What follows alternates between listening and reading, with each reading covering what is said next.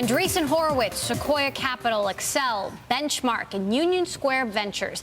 Those are the top 5 venture capital firms, at least according to Chris Farmer, a partner with General Catalyst Partners, which sits at number 6 on that list. Chris is here in the newsroom now. Cory is joining us as well. Welcome to Bloomberg West. Thank you. So first of all, I kind of want to go through the list. Andreessen Horowitz, number 1. Obviously, yep. Mark and Ben are legends, but it hasn't been around for that long. Right. Why are they number 1?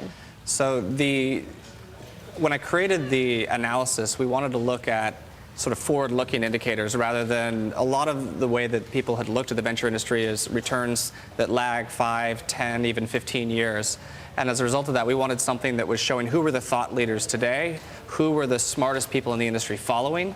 And so that's how they ended up ranking first on the list, is they're often in early or alongside the best investors. So the earlier you come in, if other great investors follow you, that's a peer review of that investment. The more consistently that happens, the higher you rank in the rankings.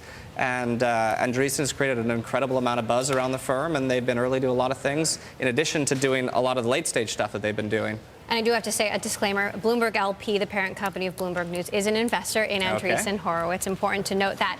Number 2, Sequoia. Why are they up there?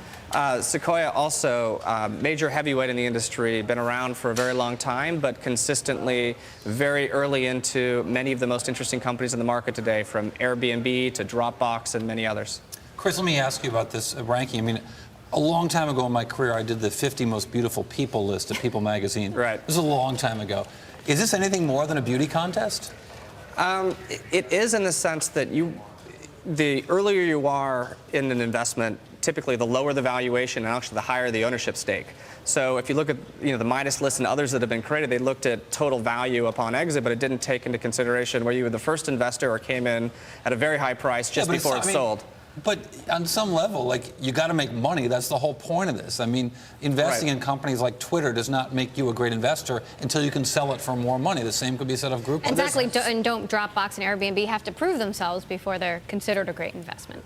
True. Right. But what this is, it was actually shown, there are a number of research studies that have shown that the companies or the investors that have other investors following them later in rounds are paying higher prices, and that's a lead indicator of how they will ultimately, the buzz that's created around that company and how much people will pay in an M&A situation, and also how much, what the valuation will look like in the case of an IPO. So the more consistently that happens, you want to start contrarian or early and then have the company get a lot of buzz and excitement around it, and that's ultimately what drives big exits for the industry. I was surprised to see Kleiner Perkins. These lists have been done for a long time, and Kleiner Perkins always at the top. It is the pristine name when it comes to venture investing in the Valley, maybe to the exception of some other funds that have had better returns. Right. But Kleiner's always the name at the top of all these kinds of lists. You had a number 7? I think Zynga, Twitter, Groupon? These are actually 8. Number 8. They're falling by a minute. Tune in 10 minutes, they'll be at number 9. Kleiner was probably the number 1 firm 10 years ago. On the consumer internet and a lot of the areas that are very exciting today. They, for the large part, left the consumer internet and focused heavily on clean tech and are now coming back initially with the iFund for mobile, and then more recently the social fund. So they're re-entering the market, but they've lost some of the mind share that they had and some of the early, so they've started to come in later into deals. So their investment profile today is very different than it was a decade ago. What do entrepreneurs today think about Kleiner Perkins? I think it's still a very respected firm.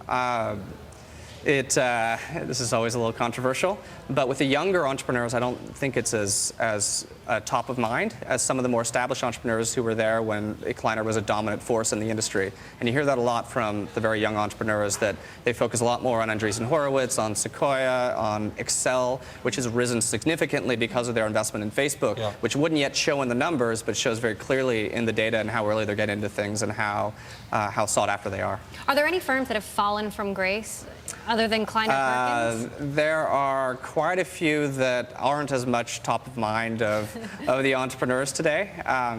You can look at the data. I mean, there's some firms that have performed unbelievably well in 10, 15 years ago that are still fantastic firms, but the sectors that they really dominate, like Matrix Partners in enterprise software and networking, they do unbelievably well, but they don't have the mind share in consumer internet, which is where a lot of the activity has been recently. So despite having literally the top performing fund in history about 15 years ago, they don't end up ranking in the top 15 here.